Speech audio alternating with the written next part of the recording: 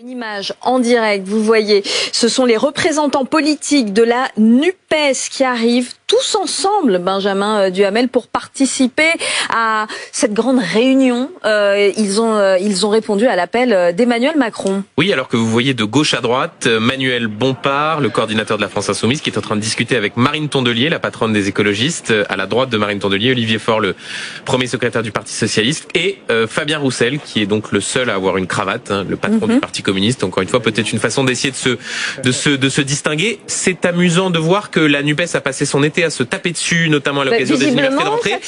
Paradoxalement, cette initiative politique d'ampleur du président de la République, eh bien, leur permet de se montrer côte à côte. Ils ont des revendications communes, la principale étant une demande de référendum sur la réforme des retraites. Ils ont passé toute la séquence des retraites à en demander un au président de la République. Ils vont de nouveau le faire. Et on va les écouter.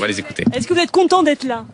On est là, en tout cas. On est là pour dire au président de la République à la fois à quel point sa politique fait du mal au pays et également pour porter un certain nombre de propositions qu'on portera en commun, des propositions d'urgence dans une situation sociale qui est extrêmement difficile, avec des Français qui ont du mal à finir les fins de mois, avec des salaires qui n'augmentent pas, avec des prix qui explosent, avec des urgences climatiques, démocratiques qui sont là.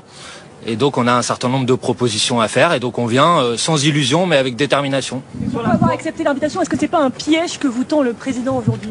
Alors, écoutez, on a déjà vu le cinéma, vous avez raison, on a vu le grand débat national au moment des Gilets jaunes, les cahiers de doléances dans toutes les mairies où des centaines de milliers de Français se sont déplacés pour les remplir et qui ont croupi dans les sous-sols des préfectures sans qu'aucune suite n'y soit donnée. On a vu la convention climat aussi où ça devait être sans filtre, retranscrit dans la réglementation, dans la loi française et là aussi grosse déception. Donc nous ne sommes pas dans l'illusion, on est quand même réputé assez lucide dans le camp de la NUPES.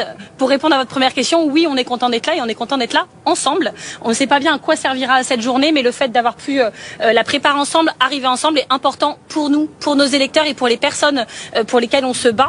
Et je dois vous dire en tant qu'écologiste que quand on a lu le courrier d'Emmanuel Macron qu'on reçoit quand même le samedi pour le mercredi, ce qui est pas hyper respectueux, quand on lit tous les sujets qu'il cite, les défis contemporains qu'il recense, sans avoir un seul mot pour l'environnement, pas un seul mot pour l'écologie, alors qu'on est en 2023, oui, on a trouvé ça anachronique. Et rien que pour mettre ce sujet sur la table, ça nous semblait opportun de venir. Et puis évidemment la justice sociale aussi, dont mes collègues parleront, qui est quand même portion congrue dans son courrier.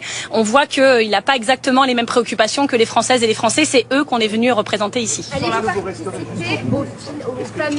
C'est pas le sujet. Qui mange avec quoi, quand, où, c'est pas le sujet. Nous, ce qui compte, c'est les propositions qu'on fera. Non mais, d'abord, nous ne sommes pas dupes de l'opération de communication que le président de la République met en place aujourd'hui. Mais en même temps, à chaque fois qu'il est possible de venir porter des propositions concrètes, nous le faisons et c'est la raison pour laquelle, dans quelques minutes, vous aurez les 15 propositions que nous faisons en commun et qui permettront peut-être d'orienter le débat. Et puis il y a celles que nous ferons chacun pour nos partis respectifs parce que nous avons envie de proposer et de saisir chaque occasion pour montrer qu'il existe d'autres pistes que celles qui sont proposées par le gouvernement. Bien sûr, le risque, c'est que nous soyons là simplement pour tenir la chandelle d'un dîner qui est en réalité un dîner destiné simplement à un date avec Éric Ciotti. On voit bien quels sont ceux qui ont été appelés. Éric Ciotti et Jordan Bardella. Nous n'avons, pour aucun d'entre nous, eu les honneurs du président de la République. Donc nous voyons bien qu'il y a là un tropisme qui est très net. Mais en même temps, comment les Français comprendraient-ils que nous n'ayons pas saisi toutes les occasions, comme nous le faisons chaque semaine au Parlement, pour venir porter des propositions pour arriver à contenir la crise écologique, la crise sociale, la crise démocratique. Et donc nous sommes là pour ça et uniquement pour ça. Et donc tout ce qui est autour, sur le repas, pas le repas, etc., nous sommes là pour travailler.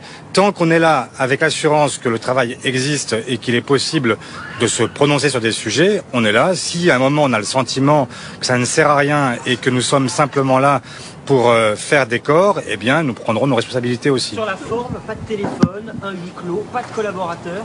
Est-ce que là aussi vous dénoncez une opération de communication pour vous, le président ? À un moment, j'ai cru qu'on était entre gouvernements, en fait, que c'était un conseil de défense. Mais non, effectivement, ça n'est pas tout à fait logique, parce que d'abord, nous nous tenons, quand nous sommes dans une réunion avec le président de la République, on ne communique pas avec l'extérieur, et que ça n'est pas tout à fait sain de commencer à émettre cette idée qu'il faudrait désormais des brouilleurs pour pouvoir se parler. Sur la situation internationale, on peut le comprendre. Sur les autres sujets, ça ne se justifie pas. Mais bon, vous jouerez le jeu, il y aura des boîtes pour poser les téléphones, vous le ferez? Bah, on jouera le jeu, oui. On va pas cacher des téléphones dans nos sacs à main, franchement. Est-ce que le président de la République n'est pas le meilleur rassembleur de la nuit? Est-ce que le président de la République n'est pas le meilleur rassembleur de la nuit? C'est pour Fabien cette question. Bah écoutez, moi j'ai les priorités que le Parti communiste français défend et c'est ce que je vais remettre au président de la République.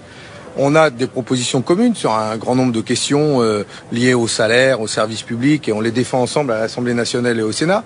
Nous avons aussi des propositions propres que nous voulons mettre en avant.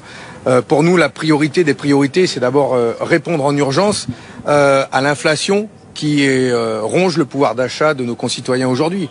Augmenter les salaires, bloquer les prix, s'attaquer à la facture énergétique, refuser toute hausse du prix des médicaments, des consultations médicales.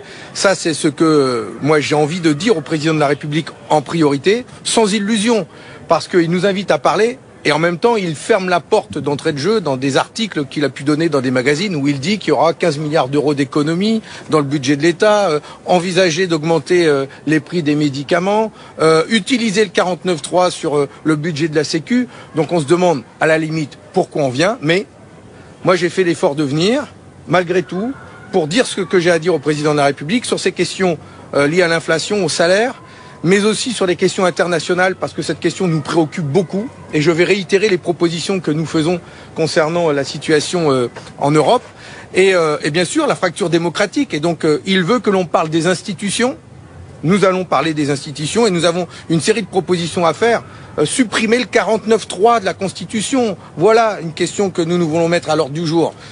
Qu'on aille interroger les Français sur le poids des politiques européennes dans le budget de la nation. Moi, je propose un référendum, qu'on refasse un référendum sur les traités économiques européens et qu'on interroge les Français s'ils sont d'accord pour retrouver des budgets austéritaires. Donc, vous voyez, on a des choses à dire. Moi, je vais venir les dire du début jusqu'à la fin, le temps que ça prendra, mais je les dirai. Monsieur Bompard, est-ce qu'il peut y avoir un sujet consensuel? Il peut y avoir un texte législatif qui sort de cette réunion? Quand on voit les déclarations qui ont été celles du président de la République la semaine dernière dans le journal Le Point, clairement, j'ai pas lu dans ces déclarations une volonté de sa part de changer radicalement sa politique. Et donc je pense qu'aujourd'hui il y a besoin de preuves de confiance et elles sont pas là.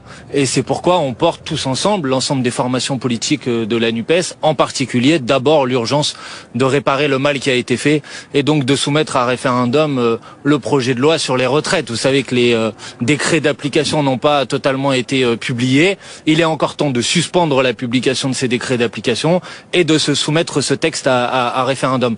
Donc nous on vient, comme l'ont dit mes collègues, sans illusion.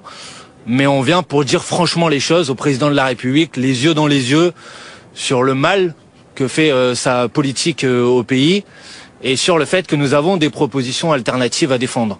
Maintenant, vous nous interrogez sur la fin du rendez-vous, que les choses soient claires. Soit le président de la République écoute ce que nous avons à lui dire, soit il nous entend. Et dans ce cas-là, très bien. Soit c'est un énième exercice de communication comme on en a l'habitude.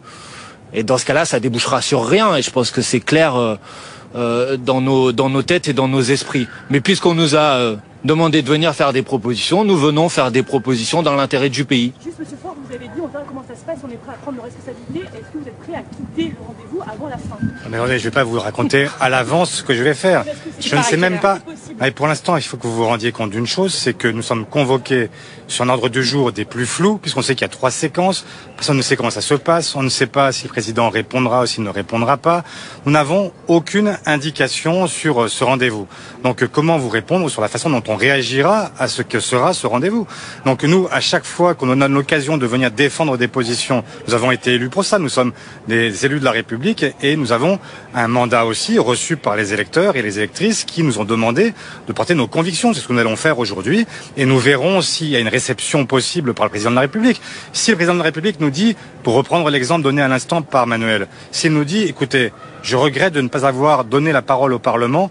Je vais la donner directement au peuple français sur la question des retraites. Eh ben là, nous applaudirons. On va pas, parce que le président dit qu'il veut un référendum sur les retraites, dire qu'on est contre.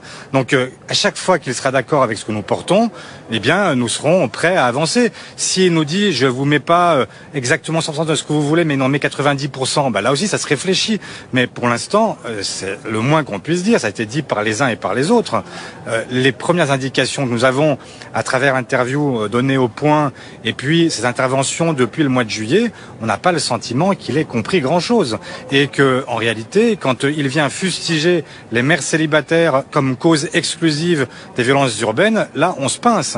Franchement, il y a quelque chose qui ne colle pas. Donc, il faut effectivement qu'on va voir, on va écouter nous aussi, on va voir ce qu'il a à nous dire, et puis on va voir qui il écoute prioritairement, parce que je le répète, pour l'instant, on a l'impression que son oreille droite fonctionne bien, mais son oreille gauche, visiblement, elle est en panne. Donc on va voir. Vous évoquez les appels qu'a passé le président de la République à Jordan Bardella et à Éric Ciotti. Aucun de vous quatre n'a reçu d'appel ou de message vocal du président? Si, mais c'est parce que moi je l'ai loupé. C'est un acte manqué. Ça arrive. Donc il a cherché à vous joindre également. Ouais, chercher un nouveau. Voilà. Mais c'est pas Allez. un sujet. On y va. Moi, j'ai eu un message sur mon répondeur comme les autres. Quand j'ai cherché à essayer de le rappeler ou de le recontacter, il n'y avait plus personne. Donc j'ai l'impression que, en tout cas, sa priorité n'était pas de discuter Il y a avec de la nous. friture sur la ligne. Voilà. Allez, merci À tout à beaucoup. l'heure. Merci beaucoup. Au revoir. À cette nuit. Les chefs de la NUPES, Olivier Faure, Manuel Bompard, Marine Tondelier, Fabien Roussel, qui arrivent ensemble pour leur rendez-vous avec le président de la République.